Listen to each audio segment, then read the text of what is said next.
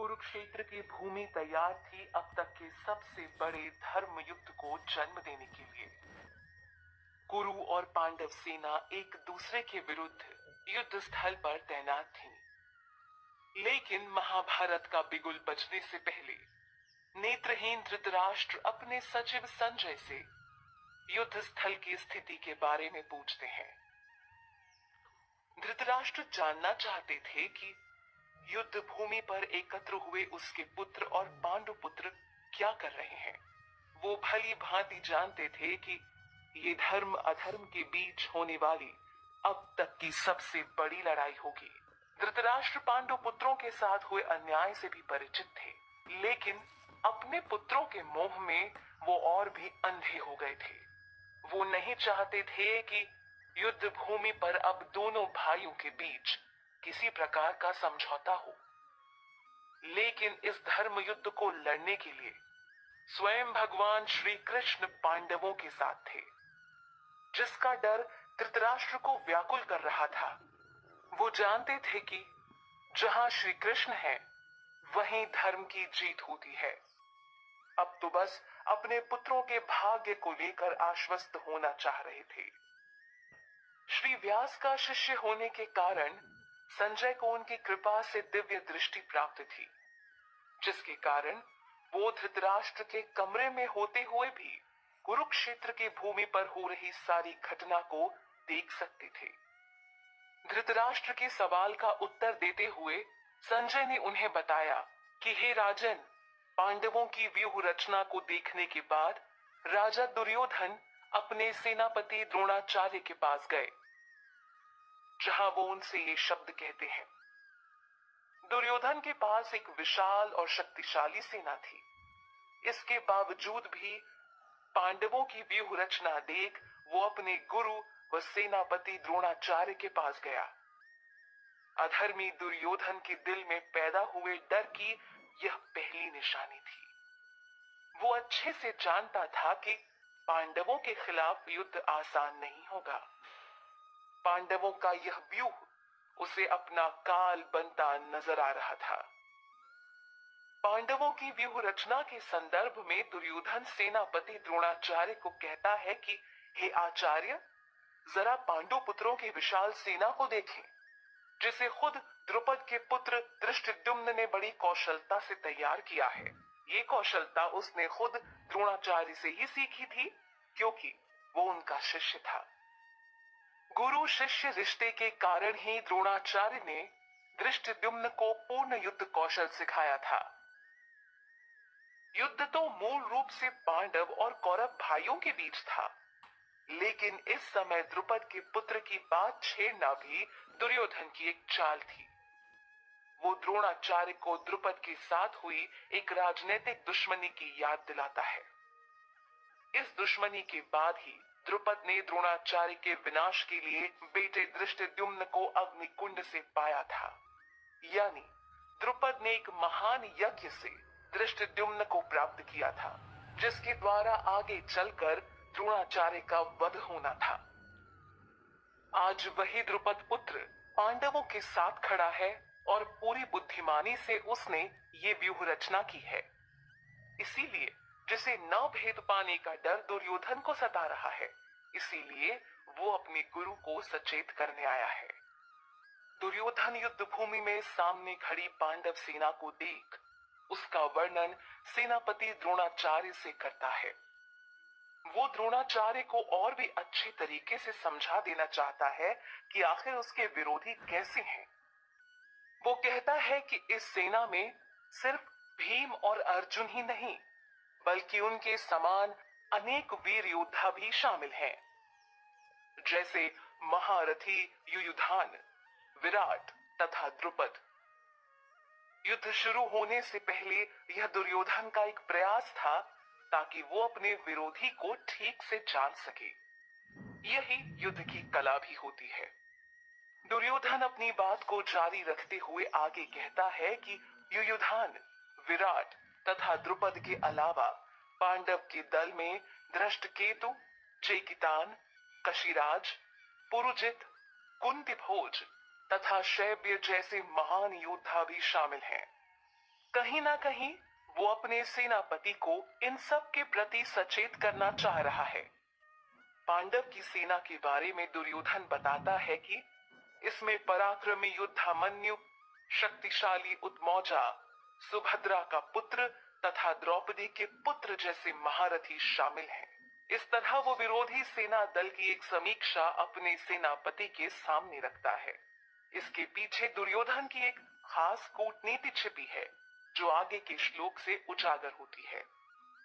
विपक्षी दल को देख समझ लेने के बाद अक्सर व्यक्ति अपनी स्थिति पर भी एक नजर डालता है। यही दुर्योधन ने भी किया। अब वो अपने सेनापति द्रोणाचार्य से कहता है कि हे ब्राह्मण श्रेष्ठ, अब आप मेरे महान सेना नायकों के बारे में भी जान लीजिए। यानी अब दुर्योधन अपने शक्तिशाली योद्धागणों के बारे में उन्हें बताना चाह रहा है। वो साबित करना चाहता है कि युधिष्ठिर की सेना चाहे कितनी मजबूत हो, लेकिन उसके योद्धा भी कोई कम नहीं है। यहाँ दुर्योधन समझदारी का ताना बाना बुनते हुए द्रोणाचार्य को बताना चाहता है कि आखिर उसकी सेना पांडु सेना के मुकाबले कितनी मजबूत है। वो उन्हें बताता है कि मेरी सेना में तो खुद आप हैं। आपके अलावा भीष्म, कर्ण, कृपाचार्य, अश्वत्थामा, विकर्ण तथा सोमदत्त का पुत्र भूरिश्रवा है। दुर्योधन ने खास तौर पर उन योद्धाओं के नाम बताए जो हमेशा विजयी रहे हैं।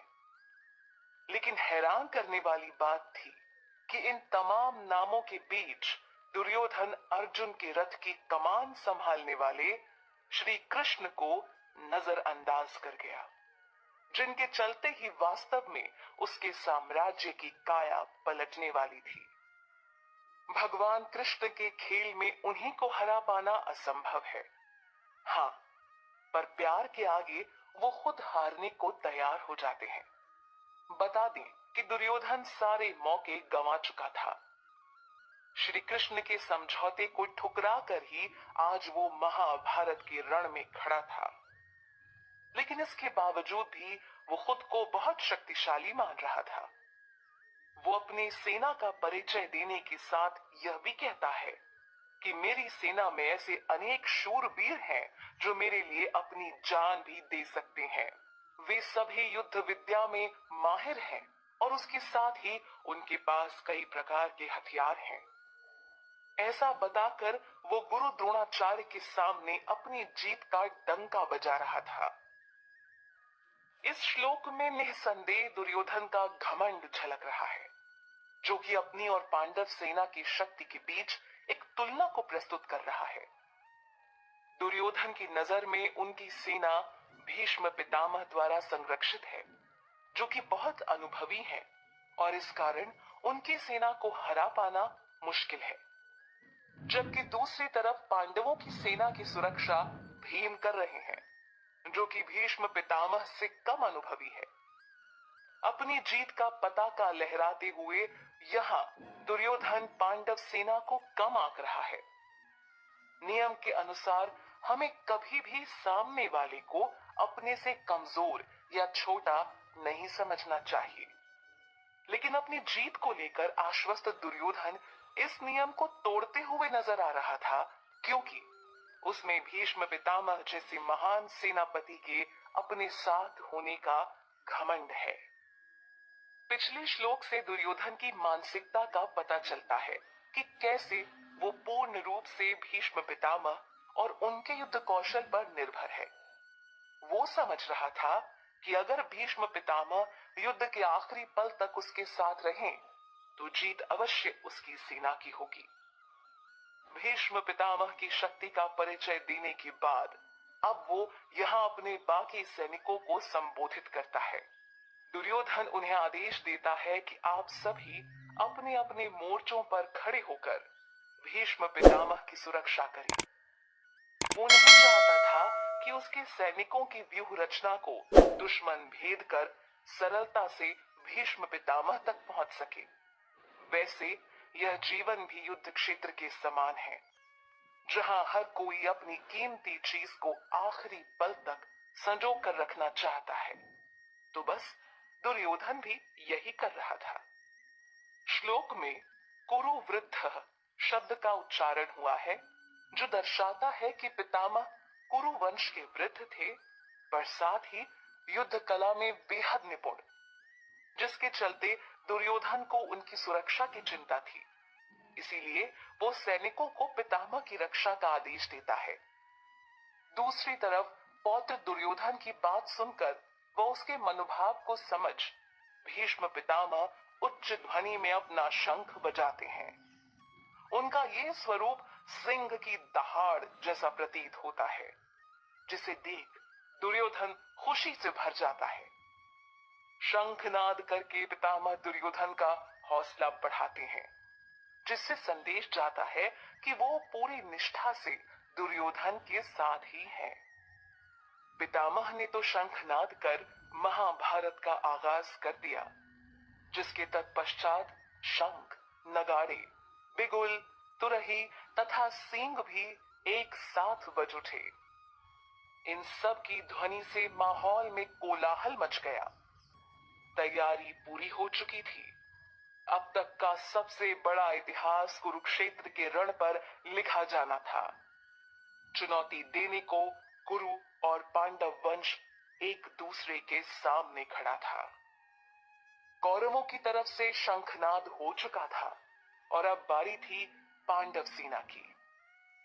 सफेद घोड़ों द्वारा खींचे जाने वाले रथ पर अर्जुन आसीन थे, जिस विशाल रथ की डोर किसी और की नहीं बल्कि स्वयं भगवान श्री कृष्ण के हाथ में थी। अब जिसकी डोर खुद ईश्वर के हाथ में हो, उसे हार जीत की भला क्या चिंता। विपक्षी दल के बाद अब अर्जुन और श्री कृष्ण ने भी अपने अपने दिव्य शंख बजाए। यहाँ पितामह की तुलना में अर्जुन और श्री कृष्ण के शंख को दिव्य कहा गया है। ये दिव्यता अर्जुन के साथ ईश्वर और सच्चाई के होने का प्रमाण है। इस श्लोक में भगवान श्री कृष्ण अर्जुन और भीम को अलग अलग नामों से संबोधित करके बुलाया गया है, जो नाम उन्हें उनके दिव्य कर्मों के कारण प्राप्त हुए हैं। जैसे कि भगवान को ऋषिकेश कहा गया क्योंकि वो सभी इंद्रियों के स्वामी हैं। अर्जुन को धनंजय कहा गया है क्योंकि एक समय पर उन्होंने अपने बड़े भाई के लिए धन जमा करवाने में मदद की थी, जिस धन से उनके भाई यज्ञ करना चाहते थे। जबकि भीम को यहाँ वृकोदर कहा गया है क्योंकि वो अधिक खाते हैं। साथ ही उनके द्वारा किए गए अति मानवीय काम एक आम व्यक्ति के बस से बाहर हैं। तो यहाँ भगवान या कहें ऋषिकेश ने अपना 5 जन्य शंख बजाया, अर्जुन ने देवदत्त नाम का शंख बजाया और भीम ने पौंड्र नाम का अपना भीषण शंख बजाया। इस तरह इन्होंने अपने अपने दिव्य शंख बजाकर दुर्योधन के सामने कड़ी चुनौती पेश की। निसंदेह शंखों की आवाज विपक्षी सेना के दिल में डर पैदा करने के लिए काफी थी, लेकिन युद्ध तो अभी आरंभ होना था। ऋषिकेश, धनंजय तथा भीम के बाद अंततः कुंती पुत्र राजा युधिष्ठिर ने विजय नाम का अपना शंख बजाया, जबकि नकुल ने सुघोष और सहदेव ने अपना मणिपुष्पक शंख बजाया। शंख ध्वनि बता रही थी कि अब वो युद्ध के लिए बिल्कुल तैयार हैं, जिसकी मंशा से ही सब युद्ध क्षेत्र में एकत्रित हुए हैं। महान धनुर्धर काशी के राजा, महान योद्धा शिखंडी, धृष्टद्युम्न, विराट, कभी ना पराजित किए जाने वाले सात्विक, द्रुपद, द्रौपदी के पुत्र तथा बड़ी भुजा वाले सुभद्रा के पुत्र आदि सब ने भी अपने अपने शंख बजाए। राजा धृतराष्ट्र के कक्ष में मौजूद संजय ने उन्हें युद्ध क्षेत्र में हो रही गतिविधियों से अवगत करवाया। उन्हें बताया कि किस तरह हर किसी ने अपना अपना विशेष शंख बजाया। ये शंख ध्वनि उनके अंदर छुपे आत्मविश्वास को उजागर कर रही थी। और भला भगवान श्री कृष्ण का साथ पाकर किसमें ये हौसला नहीं आता। वैसे भी हर किसी को जीवन में एक ऐसे व्यक्ति का साथ चाहिए होता है जो उसे हिम्मत, हौसला दे सके। युद्ध लड़ने को अब हर कोई तैयार था, जिसका प्रदर्शन वो कर चुके थे। संजय अपने शब्दों के माध्यम से परिस्थिति की गंभीरता का वर्णन करते हुए राजा धृतराष्ट्र को बताते हैं कि हे राजन, पांडव सेना के महान योद्धाओं के शंखों से निकली ध्वनि ने तो धरती और आकाश तक को गुंजायमान कर दिया है। संजय बड़ी स्पष्टता से बताते हैं कि ये ध्वनि इतनी कोलाहलपूर्ण है कि इसको सुनकर आपके यानी धृतराष्ट्र पुत्रों के हृदय तक भी विदीर्ण हो गए हैं। यकीनन इस पहलू को जानकर पिता धृतराष्ट्र का हृदय अपने पुत्रों के प्रति व्याकुल हुआ होगा। हार के डर ने भी उन्हें सताया होगा। जबकि कुछ वक्त पहले तक दुर्योधन अपनी सेना शक्ति का प्रदर्शन कर रहा था, लेकिन अब पांडव सेना के सिर्फ शंखनाद भर ने उनके हृदय में कंपन पैदा कर दी, जबकि युद्ध तो अभी आरंभ होना था। धृतराष्ट्र पुत्रों और पांडव सेना द्वारा युद्ध का बिगुल बजाया जा चुका था। अब बारी थी युद्ध शुरू होने की, जिसके लिए पांडुपुत्र अर्जुन ने अपने धनुष को उठाया। यहाँ संजय इस बात का वर्णन करना नहीं भूले कि जिस रथ पर अर्जुन सवार है, उसकी ध्वज पर हनुमान का चिन्ह बना है। साथ ही अर्जुन को कपिध्वज नाम से भी जाना जाता है। युद्ध स्थल पर हनुमान की उपस्थिति इस बात को उजागर करती है कि वो यहाँ अपने प्रभु राम, जो कि इस युग में श्री कृष्ण बनकर आए हैं, उनका साथ निभाने आए हैं।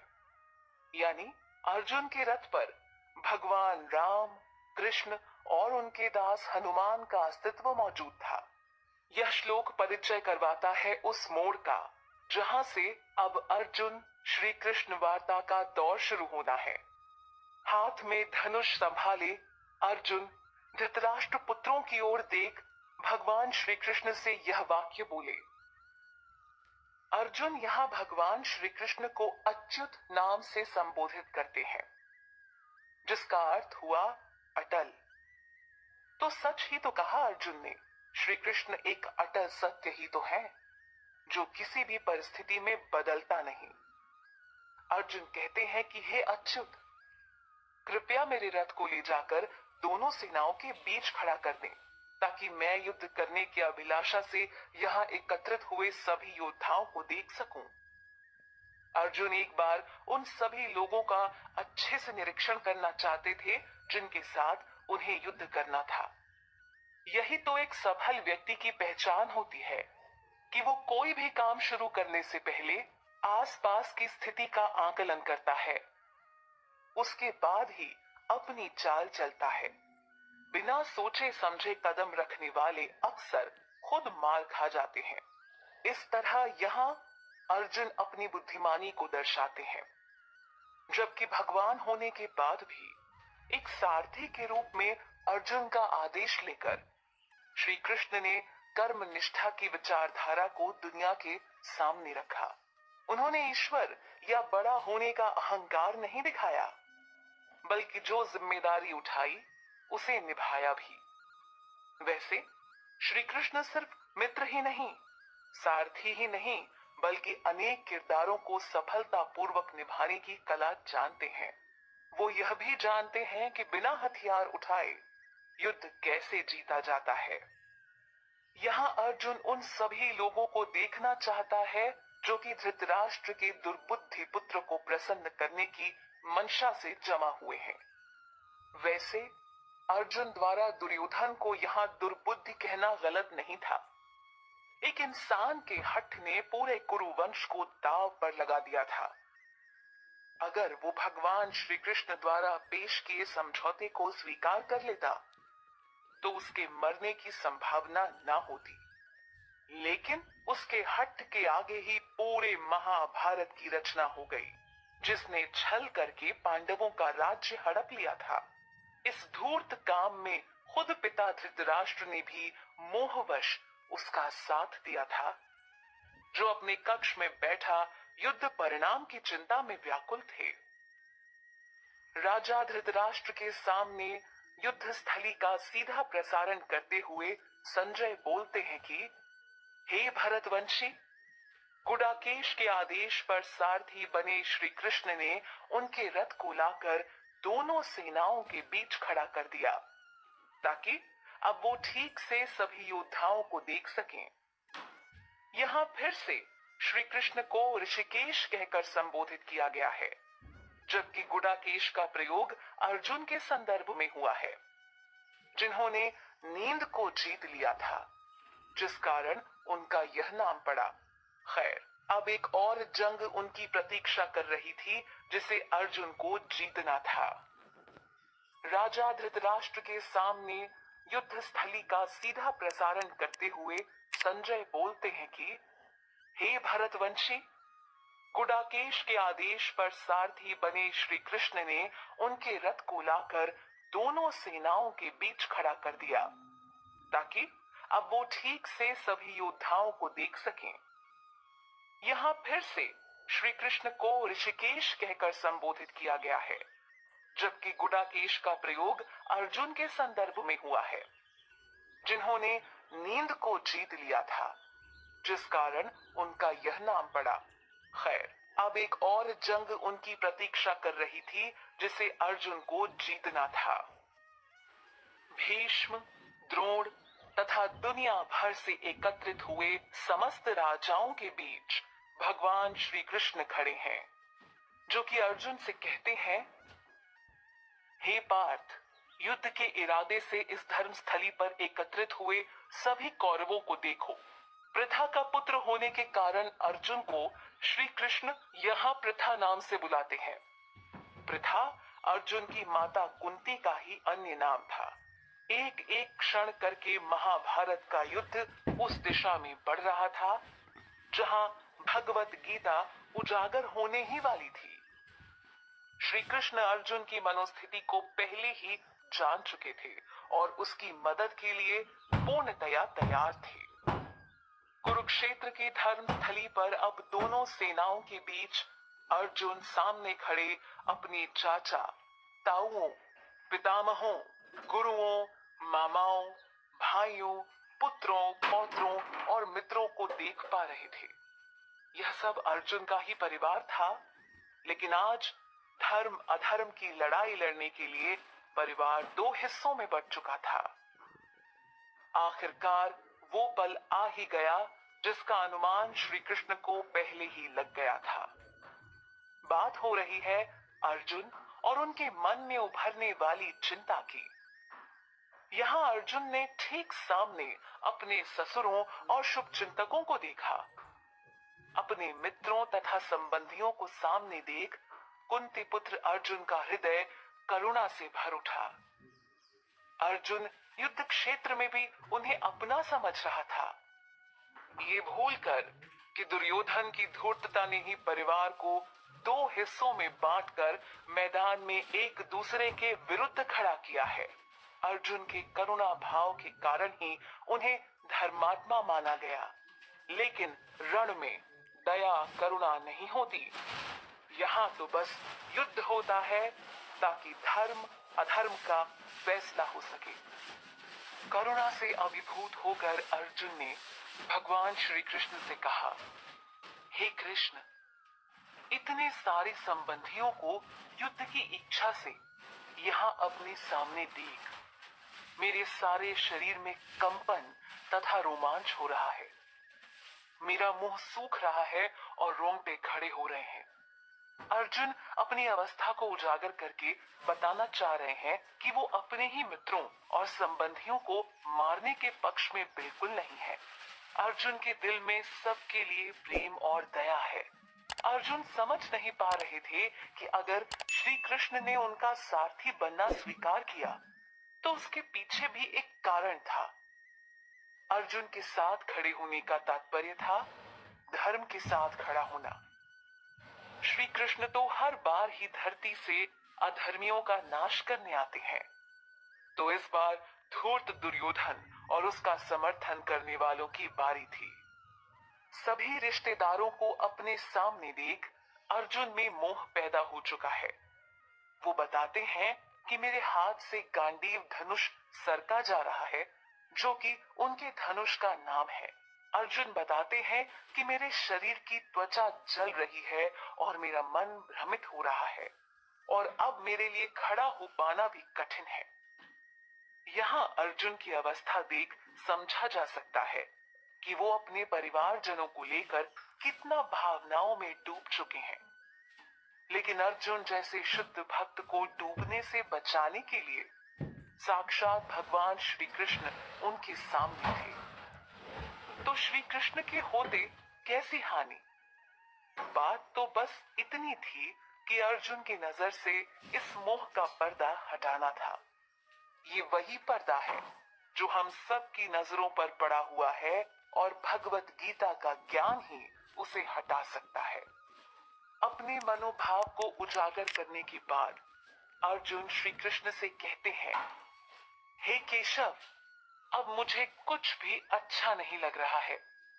मुझे तो केवल अमंगल ही नजर आ रहा है। अर्जुन को अपने ही परिवारजनों की हत्या करने में कोई कल्याण नहीं दिख रहा था। अर्जुन के यह भाव आज के समय में एक आम व्यक्ति के भावों को प्रतिबिंबित करते हैं, जहां व्यक्ति मोह में इतना फंस जाता है कि अच्छे बुरे की समझ खो देता है। उसी समझ को बढ़ाने के लिए श्री कृष्ण की वाणी काम आती है, जो वाणी जल्द ही अर्जुन को मोह रूपी इस अंधेरे से निकालने वाली थी। हालांकि अर्जुन, जो कि भगवान के परम प्रिय थे, की तुलना किसी भी हाल में एक आम व्यक्ति से नहीं की जा सकती है। भाव विलीन अर्जुन भगवान से बोलते हैं कि मुझे अपने ही परिवारजनों को मारकर विजय की कामना नहीं है। मुझे ना तो सुख चाहिए और ना ही मैं राज्य पाने की कामना रखता हूँ। हे गोविंद, हमें ऐसे राज्य, सुख और भोगों से क्या लाभ मिलने वाला है? भगवान श्री कृष्ण का एक नाम गोविंद भी है, क्योंकि उन्हें गायों से विशेष स्नेह है। अर्जुन के भाव साफ बता रहे हैं कि उनकी नजर में परिवारजनों का जीवन उनके सुख और राज्य पाने की भावना से बढ़कर है। जिन लोगों ने युद्ध के हालात तैयार किए, उनके प्रति ऐसे भाव अर्जुन के कोमल हृदय का परिचय देते हैं। इस कोमलता को उनकी दुर्बलता समझना बिल्कुल गलत होगा।